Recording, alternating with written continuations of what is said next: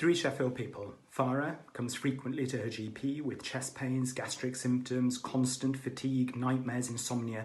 She's been seen multiple times in hospital. She had a job on arriving from Iran after escaping a life of abuse, but she can no longer work. She's plagued with the guilt of having fled her country and having left her children behind. She's on a 2-year waiting list for psychotherapy. John can't understand why his diabetes is so poorly controlled. He's gaining weight, he struggles with smoking and alcohol use, and the voices that he's lived with for most of his adult life are by and large stable, but occasionally troublesome. But at 45, he's given up hope of ever having a job. His living conditions are poor. He struggles with finances. Jake, at 15, is intelligent and should do well in the exam system. But over the last 18 months, low mood and overwhelming anxiety have paralysed him and his family. He often feels that he might be better off not being alive. Our agreed strategic intent is that mental and emotional health and well-being are at the heart of all that we do as a city and is valued the same as physical health.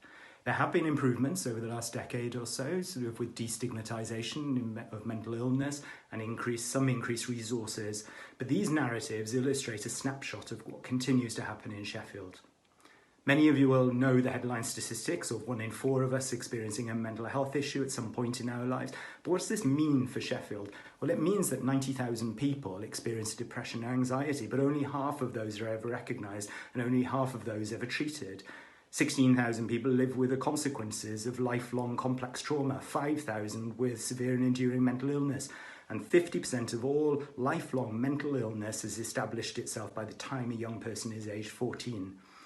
Up to 50% of all of our acute hospital outpatient activity, particularly within gastroenterology and cardiology, have no organic cause. Loneliness is as big a killer as smoking, and suicide is the leading cause for death of men under the age of 50. 5 times as many black people are diagnosed with schizophrenia compared to white, and are more likely to access their mental health care via accident and emergency or the criminal justice system. The economic and social costs of mental non-well-being are huge, amounting to over £1 billion for Sheffield on an annual basis. Take a peek at your resource pack. There is little parity with physical health waiting times, and long waits to intervention are less effective than if they were delivered in a more timely way. We fail to address intergenerational cycles of illness, adversity and inequalities in childhood, and the wider determinants of health and well-being are of fundamental importance, including tackling poverty, poor housing and education and employment opportunities. Today is about recognising the importance of the promotion of wellness and that of health creation, and seeing mental health and well-being on a par with physical health. Today is about revealing the scale of the problem, illustrating the impacts on people, which includes, of course, death and illness and disability, and of course to develop solutions and commitments.